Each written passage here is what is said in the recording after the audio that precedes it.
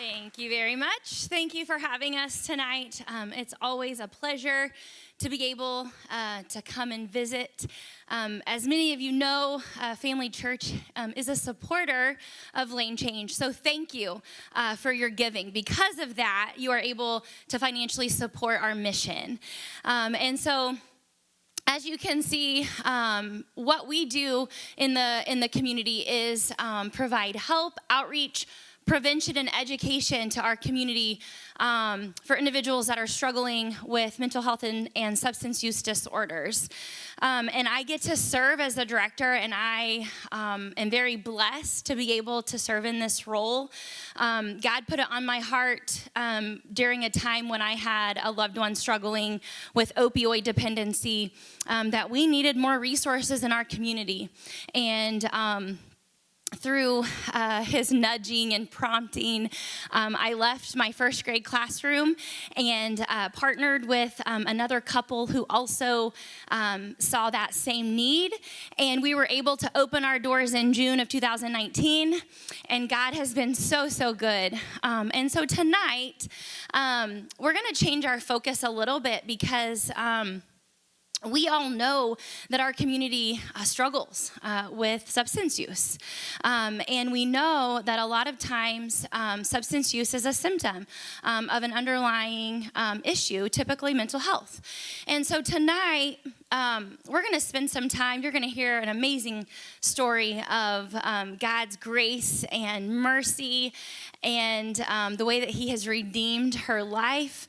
But before we get started, I want to focus on what recovery is, because we could spend all night talking about addiction and how it ravages communities and what it does, the negative aspect of addiction. But I don't want to do that tonight, because something that I like to tell our clients who understand addiction, John 10:10 says, the enemy comes to kill, steal, and destroy. This is Jesus talking. But it goes on to say, and Jesus says, but I have come so that you may have life and you may have life abundantly. And that's what recovery is. Recovery is an abundant life. And so if you look at the definition of recovery behind me on the screen, it says a return to a normal state of health, mind, or strength. The second one says the action or process of regaining possession or control of something stolen or lost. And so that's what we try to do at Lane Change. We try to surround our clients with the support that they need to be successful in recovery, if that's what they truly want. And we can't do it alone. We have Family Church that partners with us. We have other churches. We have other organizations, because the need is too great to try to do this on our own. And so I am so blessed to be here tonight. I love you guys. I love Family Church.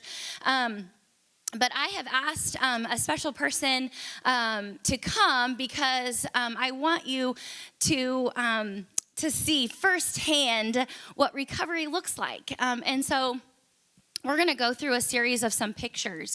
And this just gives you a small glimpse of what substance use disorder can do to a person's life. So on the screen behind me, you will see some pictures of a young woman. Her name is Stacy Dismayne. In these pictures, Stacy Dismayne. You can keep going. These are progressive pictures of many, many years spent in the Department of Corrections because of choices made due to her substance use disorder. When I was looking through these pictures, you can find them online. You go to the Department of Corrections website. And what caught me about these pictures were her eyes. They were so dark. And it is amazing. There is nothing like ringside seats to Life Change. And it is amazing to get to work with the individuals that come through the door at Lane Change. And Stacy was one of those individuals that came in. She was still active in her addiction in the fall of 2019. But I'm going to welcome her to the stage because she has got an amazing story. And I can't wait for her to share that with you.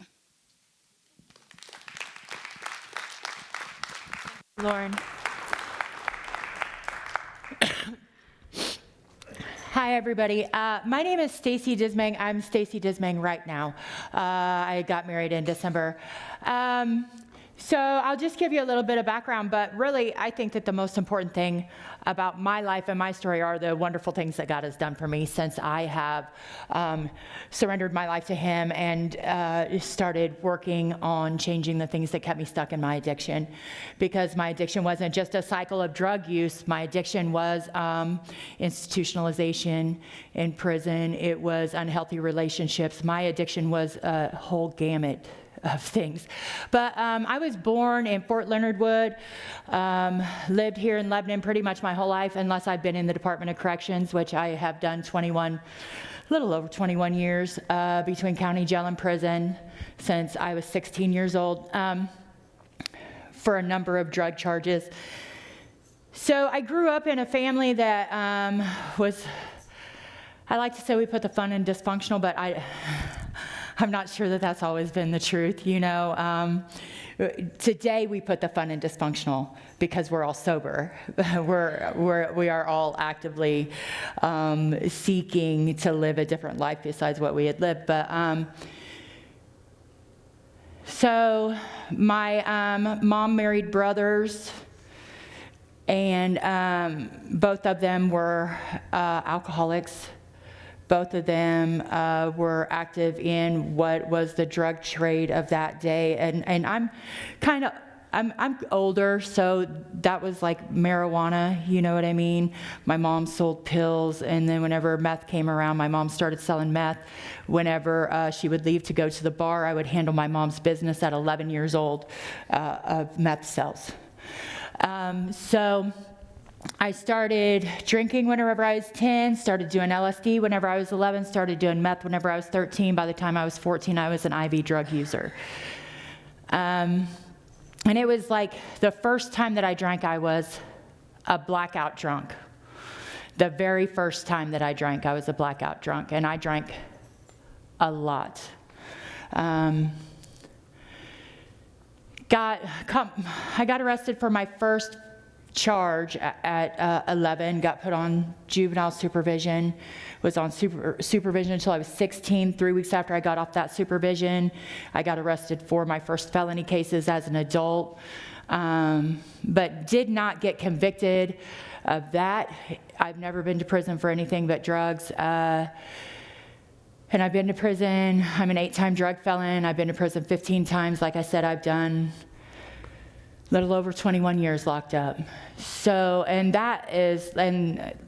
lost my children because of my addiction and because of my prison life. And at the time, I thought that I would just make the best loving decision for my children that I would make, even though today I realized that I was completely selfish.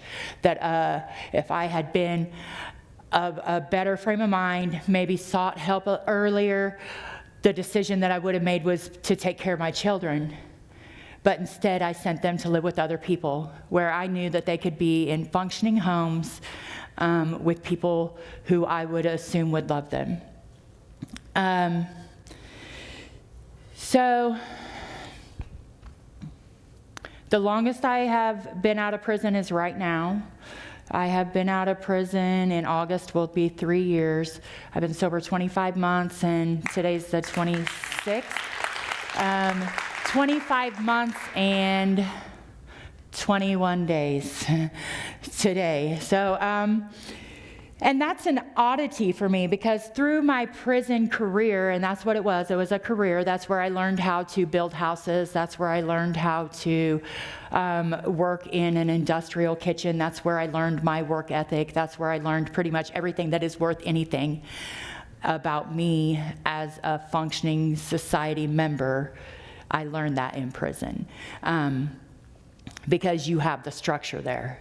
That it doesn't matter. I had 5 people in my family die in a 2-week period, and the furthest away from me in relation that any of them were was a second cousin, and I still had to get up every day at 5 o'clock and go to work. And I had to work my entire shift. And whenever I cried when my grandfather died, they put me in the hole, and they kept me there for 14 days. So You learn to work through those things. And today, I don't care if I'm sick. I don't care if I feel like I'm dying. I have had family members die, and I get up and I go to work. Period. I get up and I go to work.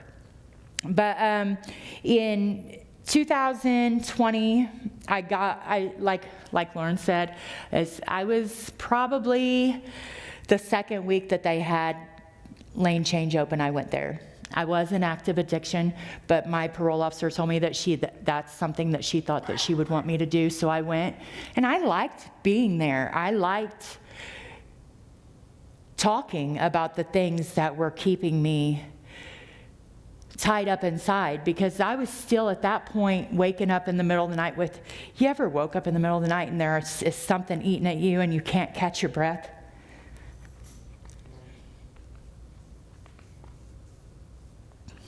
Thank God that doesn't happen hardly any at all anymore. But I still had that happening to me a lot if I went to sleep. But let me back up a little bit. So all my life, I knew that I had some type of calling for my life. I knew that I had some type of calling because I am the person who people can talk to. I am the person who can inadvertently find the way to help them to figure out what's going on. But I never was able to stay sober. I would dedicate my first 6 months of prison I would not read any type of romance. I wouldn't read a Stephen King. I wouldn't read anything. I would read only educational books. I would only read educational books. The first time I was in the hole, I did 7.5 months in the hole. I read the entire Bible twice.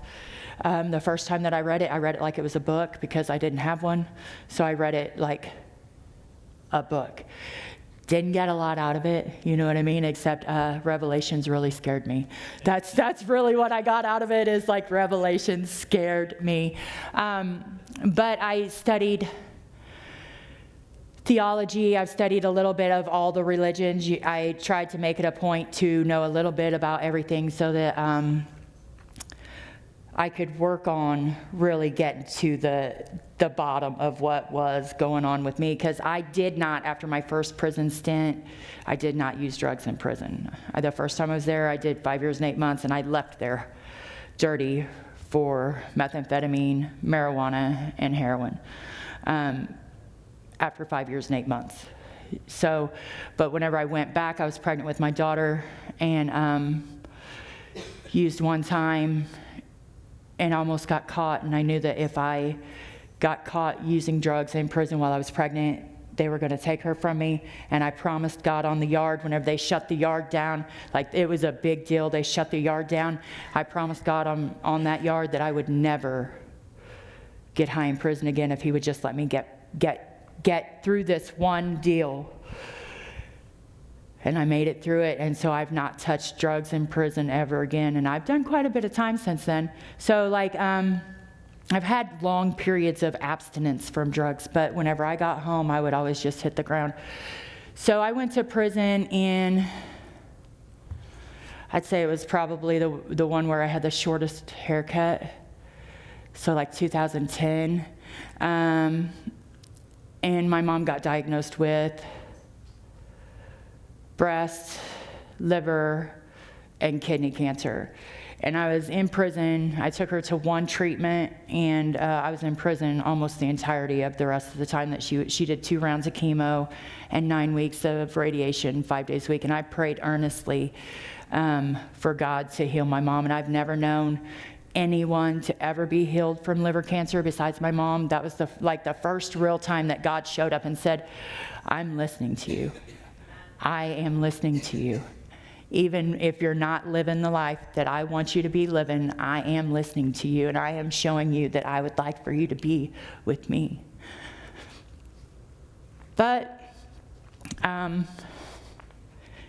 since I've been to prison like 6 times since then, I guess it didn't stick. So that was the first time that really I was like, okay, God has listened to me, and I'm really going to try. So I the next time I got out, I stayed sober for I think 3 months, which was a long time for me at that point. But I ended up going back to prison again with another drug case. And so in 2020, I got out. I'd been locked up for 9 months, which was a very short time for me. 9 months was really nothing. I could sleep for 9 months, really. So after I went home to my brother, who's been sober now. My brother has been sober now for almost 11 years. And I went to his house where his wife is sober, and that was a good base for me. And I stayed there for 5 months I stayed there. And then I moved back home to my now husband, and within a month I was relapsed. I shouldn't really say relapsed because I was not seeking recovery. I was staying sober. I was working 7 days a week, most times. And whenever I started getting high again, I went to this lady's house, and the door got kicked in, and I got arrested, and they charged me with prior persistent drug offender. And prior persistent drug offender is non-parolable. Whatever you get, and they can enhance your sentence up to 3 times the amount that the sentence carries. So I was facing 35 years non-parolable. So they let me out. I don't know why, but they did let me out of jail. I'd been working for Bennett Springs State Park in the housekeeping, and they, like whenever I was in prison the time before, they had written a letter, never met me. And I don't know why anybody would ever sign for me, co-sign for me, saying that I was going to be a good bet, but they did. They co-signed for me, and they said, I think she'll be okay. We're going to take her, and we're going to let her work for us. And so that's why I worked 7 days a week. Like, they believed in me, and I worked my butt off for them people, and I couldn't see any other way to be but to work my butt off for them people. So they let me out, and I went right back to work. And my friend had given me a trailer that a tree had fallen on, and this was like 15 days after the arrest. Now, I hadn't been using. I immediately started going to see John. I knew John's ex is my oldest friend that I've had in my whole life. She's been my friend since I was 6 years old, and I have a long history with John, so I started going to see John. And just really broke it down to John in the beginning. I'll never forget the first meeting. He just kept looking at me and saying, I am a court-mandated reporter. And I was like, okay, you're a court-mandated reporter, I understand. So, but after 15 days and I fixed my roof, I went to the bar and I got drunk. And I got in my car after that and I drove. And I got arrested. That's a surprise, isn't it? I don't know how the cops would decide to pull me over. But I got DWI, and I was laying, like whenever you go into jail, there's an intake area, and there's a metal bench, and the metal bench is just really 1x2 bars that have been welded together. They're like 6 foot long. They have handles on the end, and they have a place for the handcuffs to go. And I was handcuffed to the bar of this seat, and I was laying down, and I remember just like laying there and silently crying because I knew that, like, even though I wasn't getting high, I had just signed my fate. It didn't matter. And the realization that I cannot smoke pot, I cannot drink alcohol. Inadvertently, whenever I drink alcohol, I give myself the okay to do whatever I want. Whatever I want. If I want to drive 65 in a 35 whenever I drink, I can. That's my, because I don't have zero cares about the repercussions of it. You know what I mean? But I was laying there and I was sobering up and crying silently, and I just started praying. Really, I was laying on that bench and I started praying about, I just told God that I knew that no matter how hard I tried, and I had tried to stay sober, I always started drinking again, and the drinking always led me back to meth use, which always led me back to prison. And prison, for most of my life, has been an escape route from situations in society, from excessive emotions. I was ill-equipped to deal with them because whenever I went to prison the first time, I had a 4-month-old baby that they said they were going to bring to see me once a month, and I didn't see him for 4.5 years. So in prison, I learned how to, this is my world,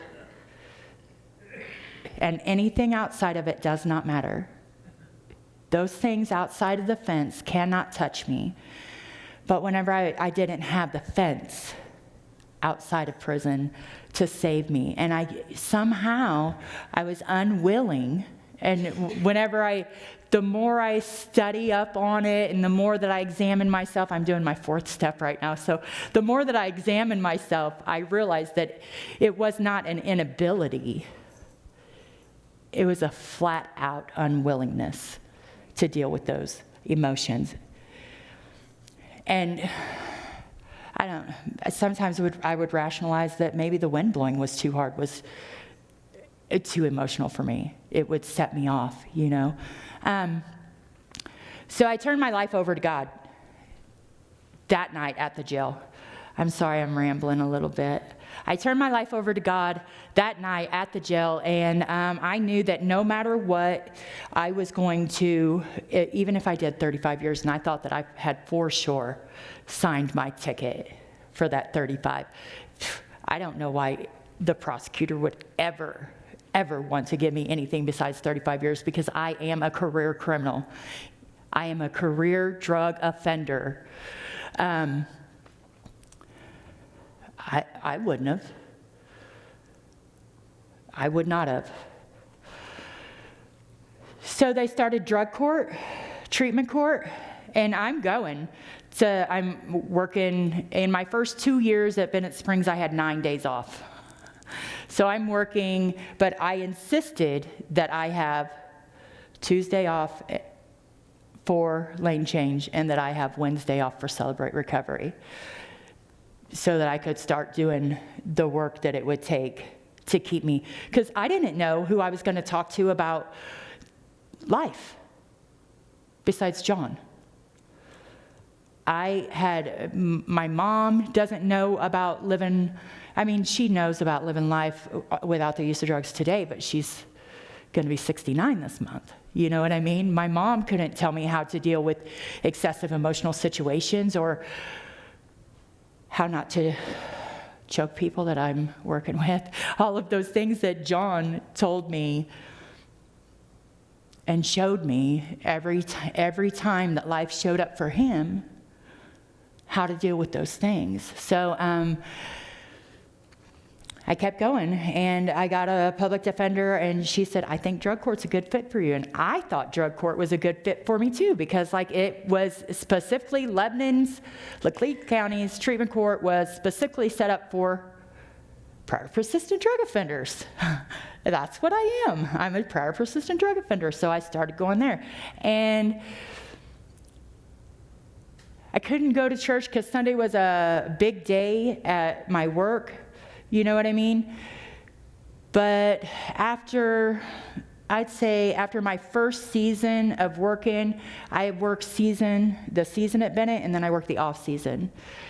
And I would clean rooms during the off season, and then I would work in the store too, so that I was working 7 days a week still.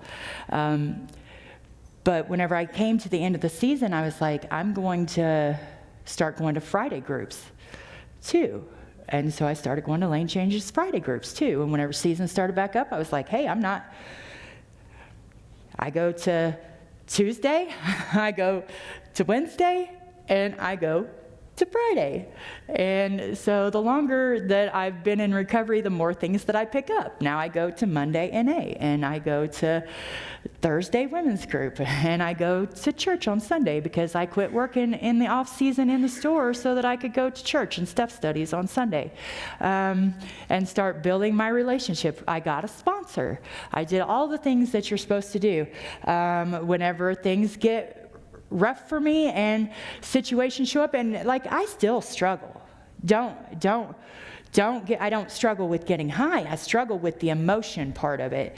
And my son, like my husband quit drinking. I told him whenever I was 6 months sober, I said, if you're going to be with me, you're going to have to stop drinking. And if you're not going to stop drinking, you stay in your place, I'm going to stay in my place. Don't come to my place if you're drinking. And he still would come. He would drink at his house and come to my house. And I said, okay, then I'm going to press charges on you. I'm going to put a restraining order on you, and I don't want to see you anymore, period.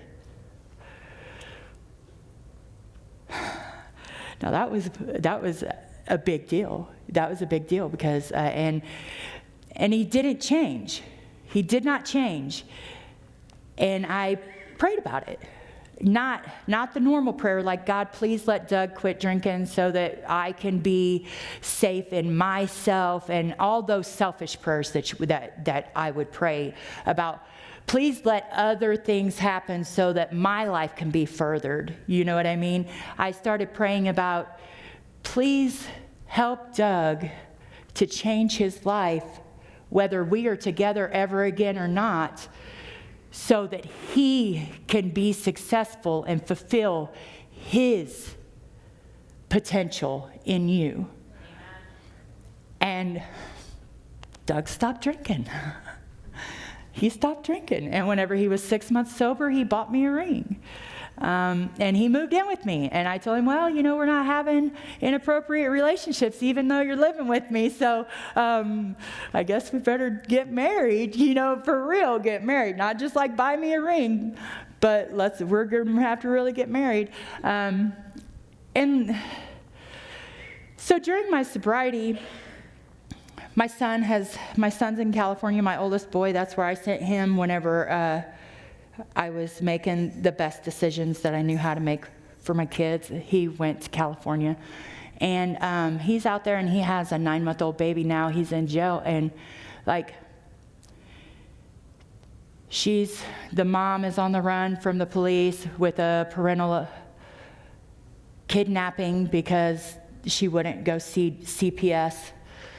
And they wanted to look at her, and they wanted to drop on her, and they wanted to see the baby, and she wouldn't. So she's on the run from this charge. And so I was tortured by it, really. I was tortured by it. And I would give it to God because they want me to come get her, and then they don't want me to come get her. And then they want me to come get her, and they don't want me to come get her. But God is so good that I realized that I could give it to him 15,000 times a day, and as long as I just keep giving it to him with no selfishness in my heart, that he's going to take it and he's going to ease the burden of it. He's not going to fix it, because none of us can fix it, but he's going to make me have peace where I cannot be miserable in it. He's going to help me find peace in the situation. So I'm just leaning into him. You know what I mean? Right before I came in here, almost as soon as I walked in, I got a phone call from my son telling me all this craziness. And I was like, look, that's just not what's happening. I'm in the bathroom praying about being up here is what I was doing. I was in the bathroom praying about being up here. And I told him, look, it's going to be okay. Don't worry about it. And I am not worried about it, because I know that no matter what it is, and I think this is the most amazing thing that God has given me, besides him, He is the most amazing thing that he's given me, but the ability to deal with those situations, because I struggle with still the shame that I feel for sending my children to live with other people. I struggle with not being enough, not loving enough.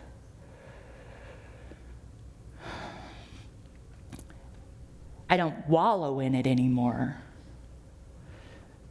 God has allowed me to identify my emotions, feel them, deal with them, and move past them so that I don't have to be the crazy person. You know, I'm not 7630 today. I am not 7630. Prison is not my home. This is not my vacation.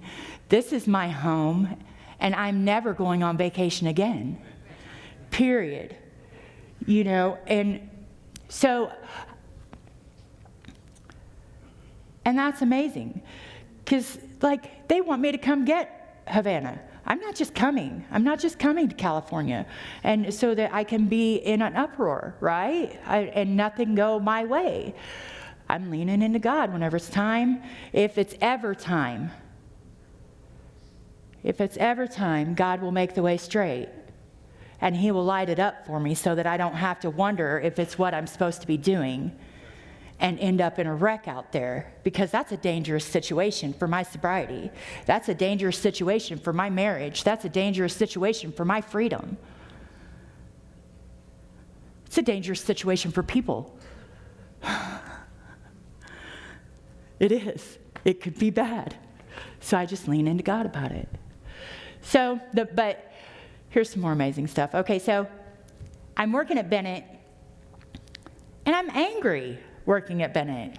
Like, I'm angry all the time. I get up and I get there and I'm like rude. I don't mean to be rude, but I'm rude, you know? And then I have to say, I'm sorry, I'm being rude. So I kept praying about, is this where I'm supposed to be?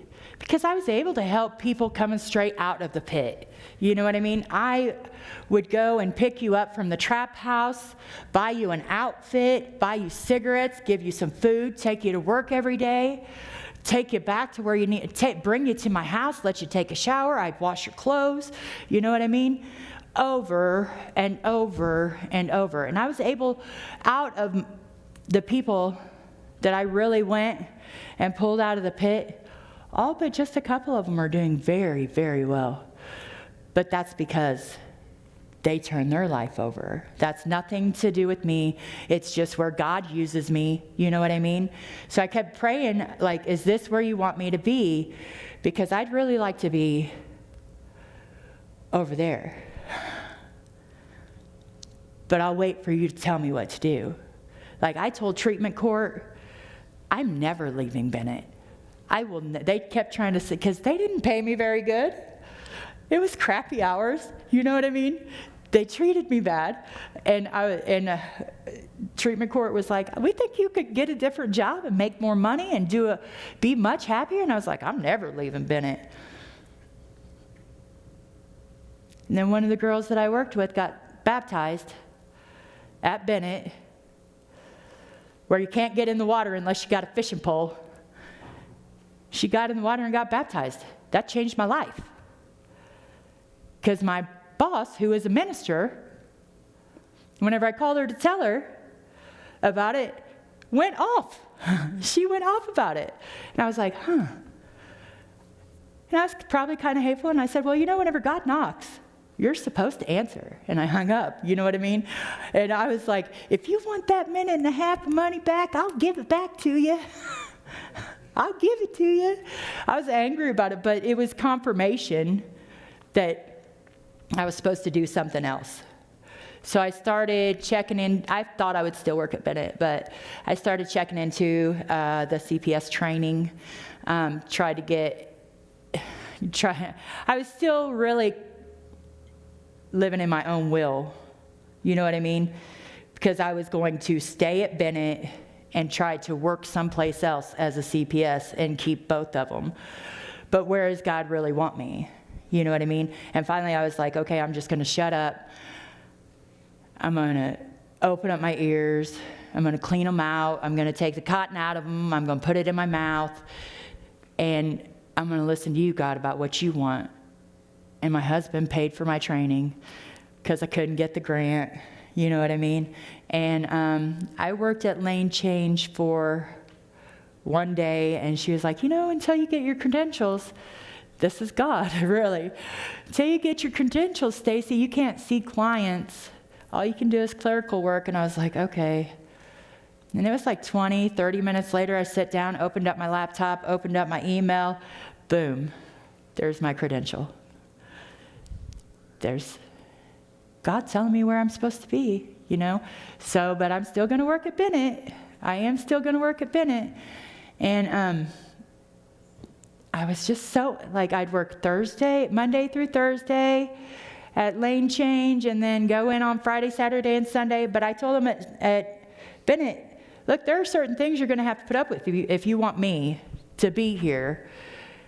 I'm not coming in until church and step studies is over, because that's my time with God. I'm not doing it. That's my time to fix me. That's my time to fill up, and I'm not.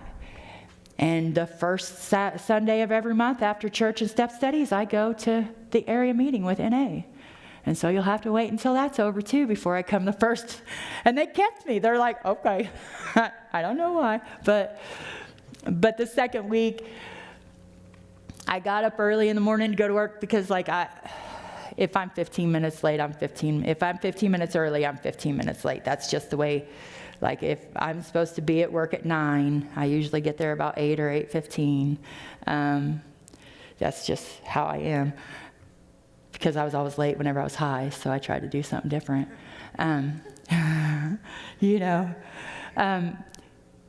So I got mad before I was ever at work that Friday. I mean, I was just mad. I wasn't even in my car yet, and I was mad.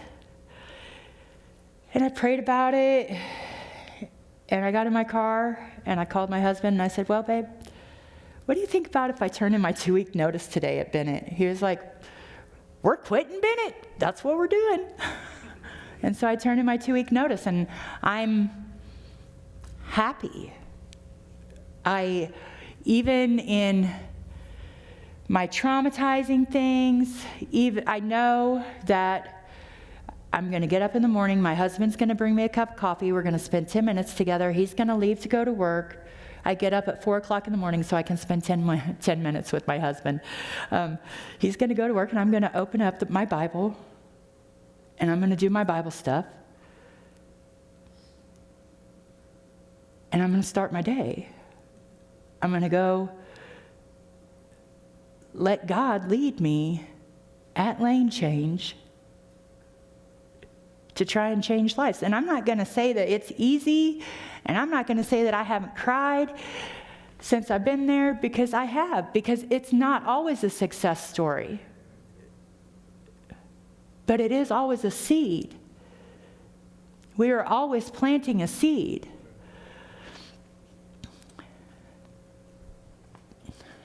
And really, that's all I got.